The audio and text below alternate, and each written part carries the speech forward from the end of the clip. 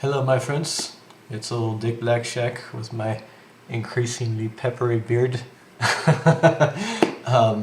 been quite a while since I did any kind of video media, and it's mostly just a product of feeling shitty most of the time, and you've kind of got to be in a certain mindset to go ahead and talk to virtual people in the camera, and I guess I'm not narcissistic enough to keep it up.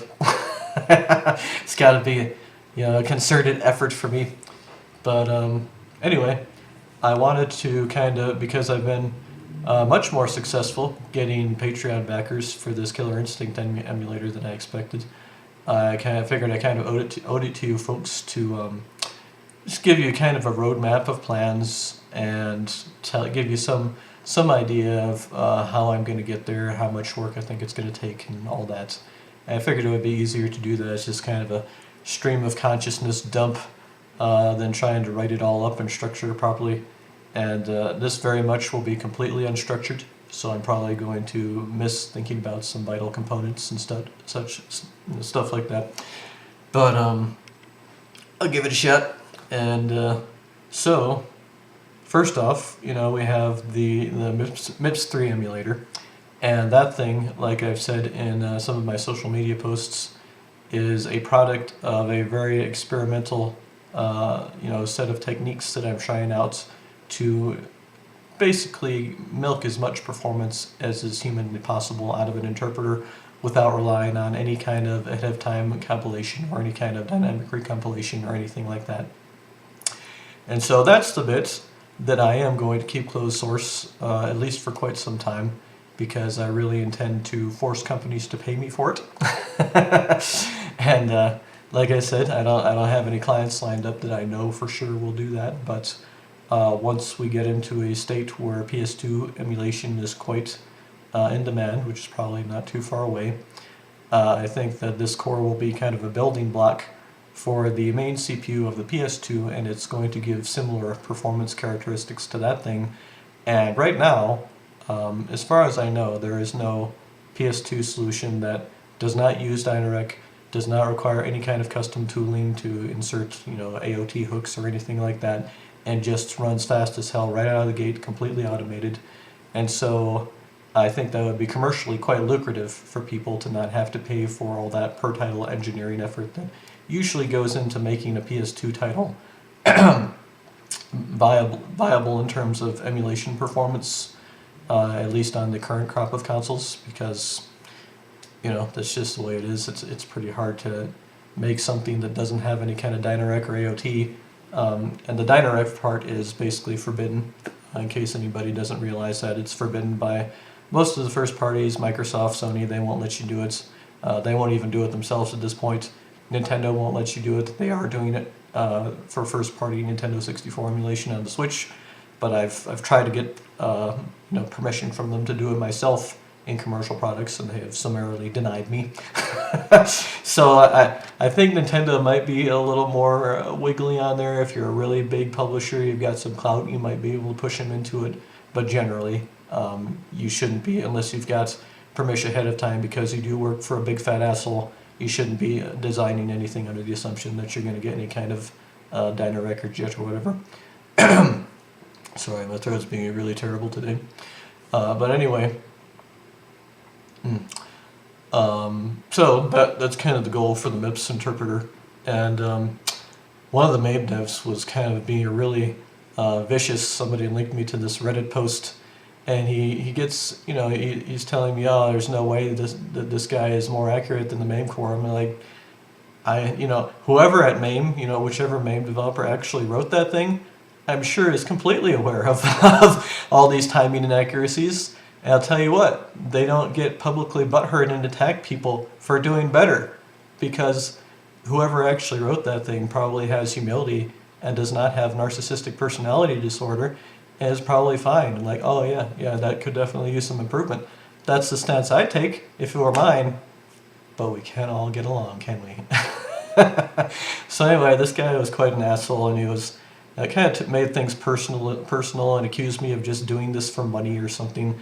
And I signed up just to make a post, and then I logged out. I didn't have a Reddit account. I'm never going to go to Reddit again. and I'm never going to check on how that's doing because I know how those things tend to work. You get a lot of just like intensely insecure people who develop narcissistic personality disorder as a coping mechanism because, oh look, I'm good at this technical thing even though I have absolutely no confidence in any other aspect of my life. I'm great at this thing, and if anybody even threatens this bubble over here, I'm going to react vehemently and do everything I can to attack them and tear them down. That's the social mechanism at work there. It's unfortunate, but if we can try to recognize it more frequently, it will do a lot less harm to all of us. So I do recommend having both self-awareness and other awareness. It can be a skill for some people, and I recommend if that skill is lacking for you, work on it, because we'll all be happier. But anyway, so my MIPS 3 interpreter also does at least attempts to do proper pipelining, which changes cycle timings quite a bit for the better, and it's much more accurate than what's in MAME.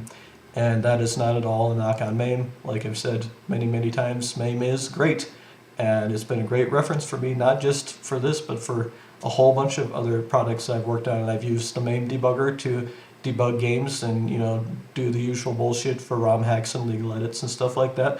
So I would never criticize MAME, but the fact is, it's pretty easy to do a standalone emulator and do things way better than MAME because I'm not constricted to any of their architectural decisions. I can do it without sacrificing any accuracy whatsoever, and adding accuracy in the process, and I can do it faster while I do that.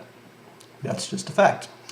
And so that is what I've achieved. Currently, the MIPS 3 interpreter is, I'd say, taking about half the frame time that MAME takes with Dynarec. And even though MAME is much slower in general, it has a lot more overhead, beating out Dynarec performance with an interpreter already is pretty good.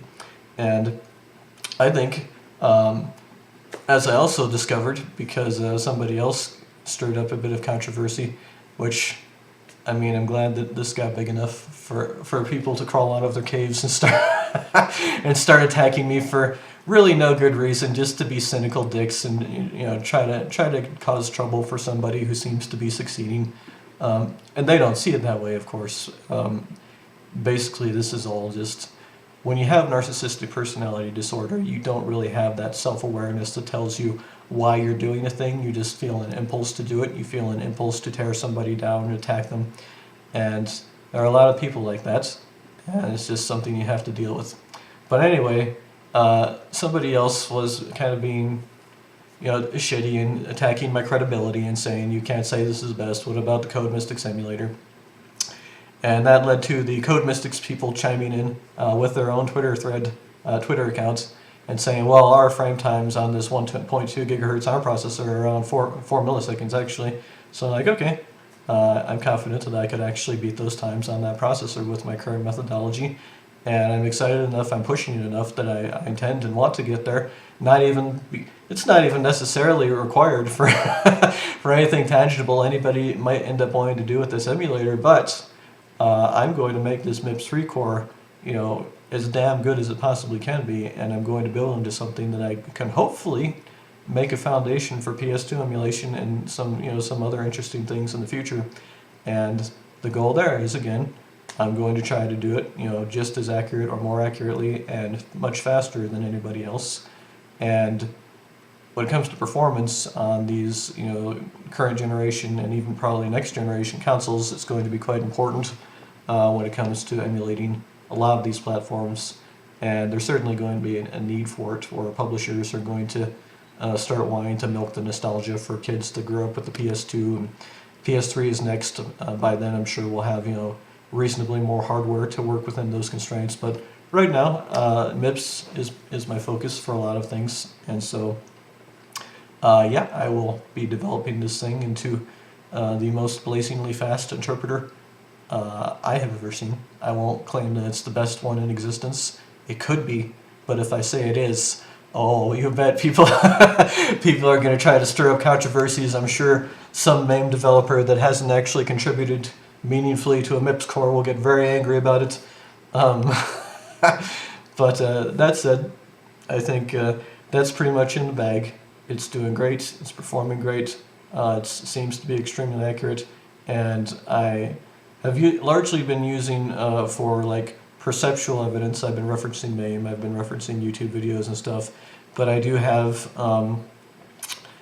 basically a signal recorder and analysis tool that I'm going to take up to an actual physical arcade in Tucson one of these days, and I'm also going to do things like accurate display timing, and I did notice that MAME has all that information up in the header, even if it's not used in the implementation, but I do want to generate my own numbers, not to say that MAME is wrong or anything, but it's just the right thing to do, to verify and make sure that my implementation is as accurate as possible.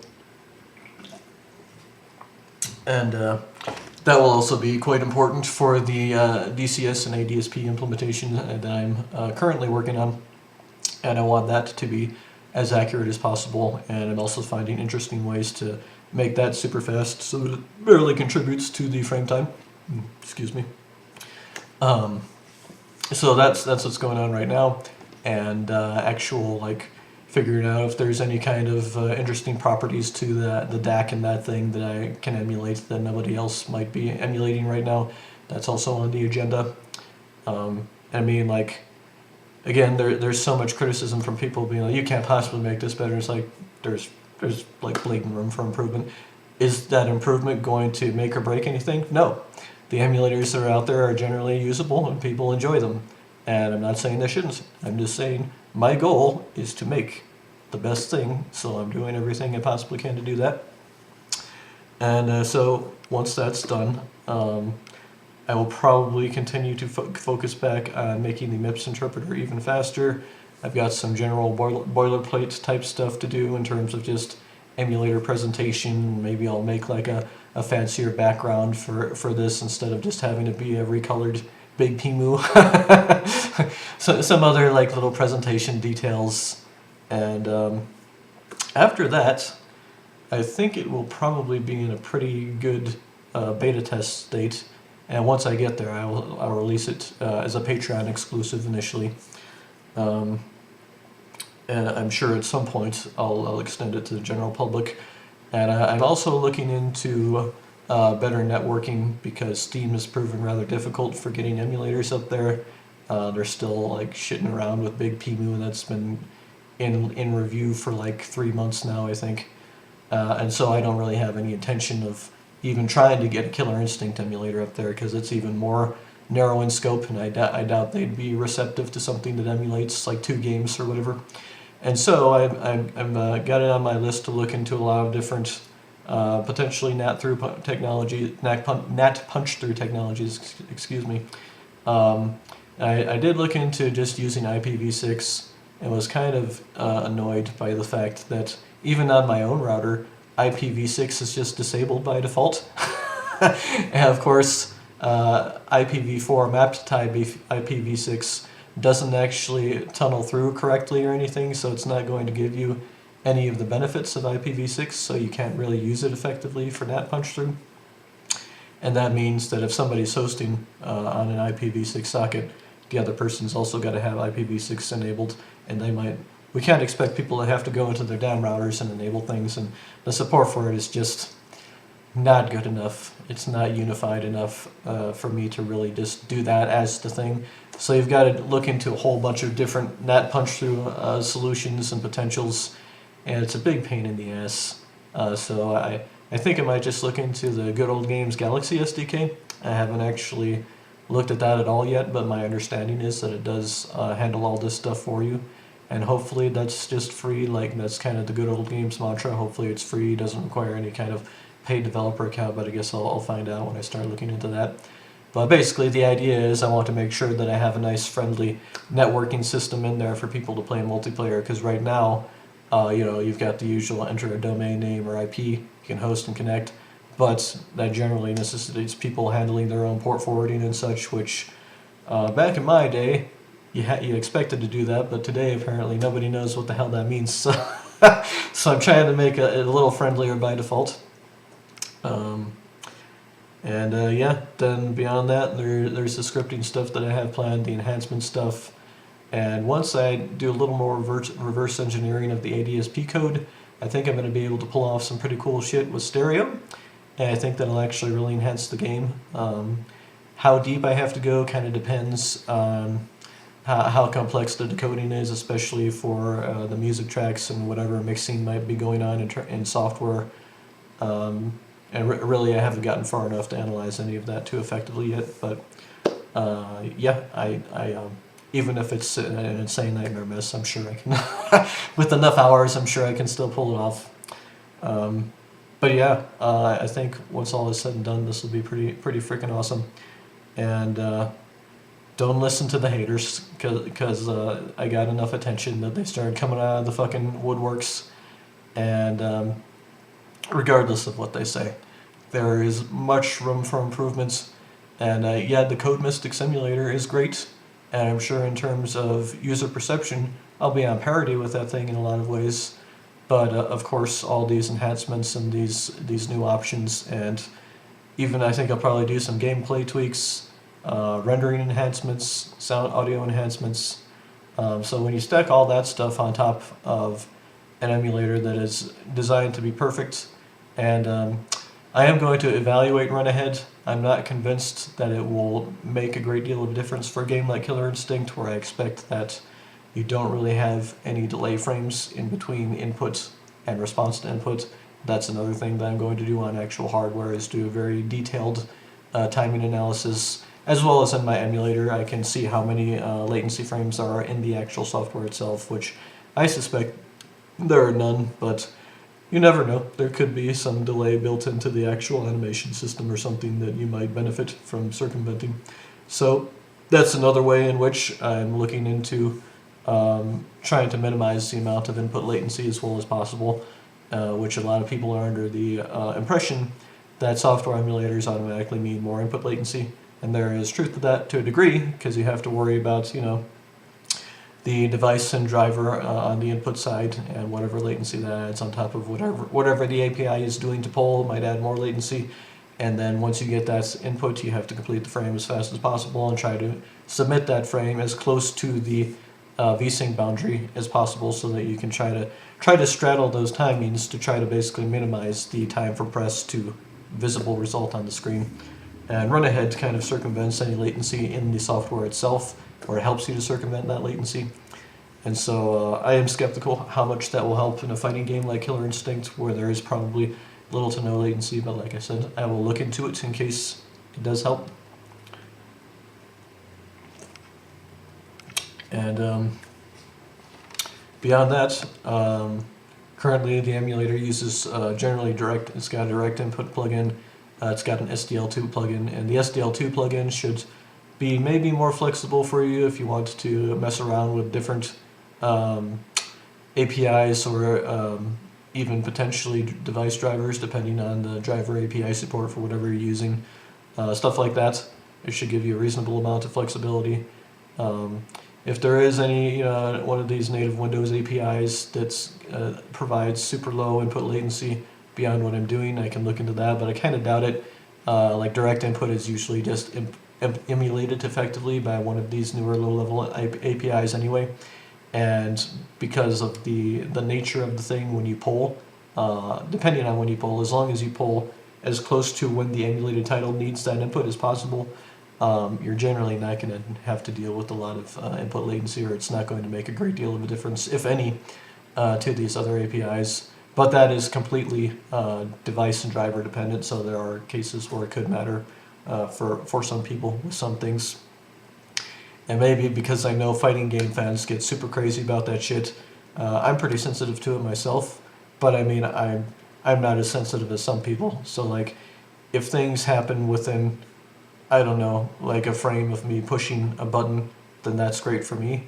If they don't, I'm going to try to look into that software stack more and see what's causing those latencies, document that, and hell, when I get to that point, I'll share the numbers with people and be like, hey, here are my ideas of how this number could potentially be reduced, and blah, blah, blah. And once I've hit a wall, I'll say I've hit a wall, and we'll see if anybody else has ideas. Because everybody, especially MAME devs, will want to take the opportunity to appear smarter, even if they're saying bullshit that won't actually work, I'm sure. I'm sorry, I'm just joking. I don't mean MAME devs, I just mean that one dude that decided to be kind of an asshole.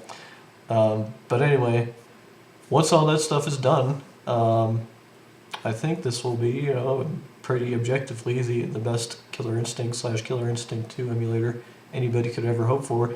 And on top of that, it will be infinitely extensible because it's bringing over this pretty damn robust scripting system that I've developed over the course of Big PMU.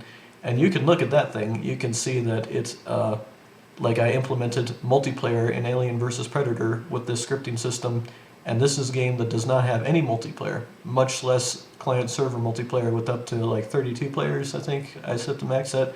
Could be even higher if I wanted it to be. But yeah, and I did so with, I think the script is like 4,000 lines maybe.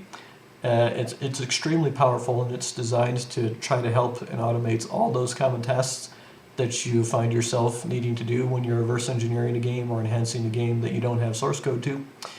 And so, yeah, that system is great, and I have every intention of hooking that up to Killer Instinct and finding all these different interesting hooks and events so that people can play with it and make their own mechanics and their own behaviors and do all kinds of stuff along those lines. And I don't know how many technically inclined people there are in the Killer Instinct community, but I know that I personally will enjoy messing around with these things and adding new functionality and such. So yeah, that's going to be a lot of fun. And again, don't listen to the haters. Haters gotta hate. And don't let them convince you that this will be anything less than what you're hoping for, because I will ensure that it is what you're hoping for. And if they're challenging my credibility in that regard, blow me. But yeah, I saw one of this dude's other comments too, like attacking the accuracy of my Jaguar emulator, and it's like, okay, have you taken a look at the state of Jaguar emulation in MAME lately? If you can't even get a single MIPS chip doing pipeline timing correctly, I think you're gonna have some trouble with the Jaguar, buddy. Anyway, I won't be a dick anymore. But anyway, I hope that guy doesn't see this and decide to engage me again. I really don't want to hear any more his shit. But, anyway, I think that just about covers everything. And I hope you guys are as excited to play with this thing as I am to make it. Because, like I said, oh yeah, that asshole also accused me of just doing this for money. And it's like, I'd make a hell of a lot more money if I just dropped it and went to another contract. But I'd already made so much of this thing, and Killer Instinct is a game I love. And if you question that, then also you can go to hell. I mean, I haven't played the game seriously in probably, must have been like 20 years, maybe more than that. But I still remember, Jago's 13-hit killer combo offhand. I don't even need to look that shit up. When it comes to Orchid's longer, more complex combos, I might have to refresh my memory. I do remember always having a satisfied feeling when I ended it hitting with that Lasican. The projectile that you juggle them way up in the air, and that final hit finally gets you over that little number threshold. I remember obsessing about that for a long time, just trying to get the longest possible killer, non-ultra combo. I'm quite sure that I managed whatever that number was. Was it 32, 33? I know it was certainly different between Super NES and arcade. I think you had a lower cap on it on the Super NES port, if I recall correctly. I could be flipping them. But anyway, do not doubt my killer authenticity, you sons of bitches. Feels much better to say this in video form than it would to type it, I'll tell you that. But anyway, I think I've covered everything now. Pretty sure. Yet I feel like I'm forgetting something. But, yeah. Well, it'll be great. And my timeline for getting all this stuff done, obviously if a real lucrative contract opportunity comes up, I probably will have to sideline this a little bit for it. I don't know if that's going to happen or not, since I've made myself a little bit... I've always been the black sheep, but when I'm open about a circumstance of like a client just kind of shafting me on budget, that makes me even more of a black sheep. And then greedy corporations are like, gotta keep that guy at arm's length. Sucks that we live in that society, but believe me, I had these considerations. I fully considered before I was open and honest about the circumstance behind making this emulator, I fully considered could have some poor consequences on my professional viability, so to speak. And basically, I just do whatever the fuck is right, regardless. Like, all the way to being a fucking broke-ass coder with a cardboard sign on a corner begging for change to buy cheeseburgers somewhere, I will be doing the right thing. So, consequences be damned. Just never be under the impression I'm unaware of the consequences, because I am. But anyway, if I do find a way to feed myself more effectively and negate my bleed rate, which I do really truly appreciate the patronage. It helps a lot. And I've got at least a couple $100 more of patrons now just for this Killer Instinct stuff. And my bleed rate, full transparency with all the expenses and mortgage and shit, it's about $4,000 a month. And I'm really trying not to get to the point where I'm forced to, default on the mortgage or start trying to sell the house or whatever. And I'm not saying that this is like the worst possible financial consequence. I've got fair ways to go before I'm in homeless territory. But the only reason that I'm not already there is because I had a pretty long and successful career, and I was financially responsible, and I saved all my money. So at this stage, I'm just bleeding it out. But the Patreon income helps to slow that a great deal, and that is actually very, very, very meaningful, and is extending my current quality of life as much as my body fights to make that quality of life worse. So it is very important, and I do really appreciate it. And that no doubt positively affects my productivity and my ability to work on the stuff I actually want to work on, which is Big PMU, Big Instinct, at some point Big PSX, and Big PS2 even further down the line. But these are things that I really love working on, and I really love pushing the boundaries of software emulation and finding new and clever ways to do things, and especially enhancing things. That's actually my favorite thing to do of all. It's the most fun. It's the thing people seem to care about least, but I think there's kind of a subgenre of people who love it as much as I do. But yeah, so I'm not too sure how long this stuff is going to take me. It is going to be variable depending on my health, my opportunities for other income, probably some other unforeseen factors. I do get acute pancreatitis randomly, sometimes end up in the hospital for days or a week. Sometimes I just am able to write it out at home, but shit happens in my life because I'm falling apart. Still working on getting a diagnosis for that, for like underlying problems that might be causing all these things. And I'm hoping sometime this month that I'll be hearing back on a genetic test to see if any of my cancer and tumors and all this shit that seems to be making its way to the surface has any kind of genetic basis. And I kind of think it does. Looking at the rest of my family, I will not be surprised if I just got bit by that snake another decade or two earlier than the rest of those bastards. But anyway, I know I've said I think I've covered everything quite a few times now, but I think I've really covered everything this time. So, yep, please keep on supporting me, and looking forward to upcoming both Big PMU improvements and some beta releases of Big Instinct once that's ready. I would hope that I can have a beta release of Big Instinct in a month or so, but I've grossly misestimated those things before, so maybe I should promise 2 months and try for a month. I don't know. I'll do my best, and I am excited to keep working on it, so that passion motivates me through a lot of pain and other inconveniences. And yep, just gonna keep on stabbing at it till it's as beautiful as I want it to be. Alright, thanks everybody. Talk to you later.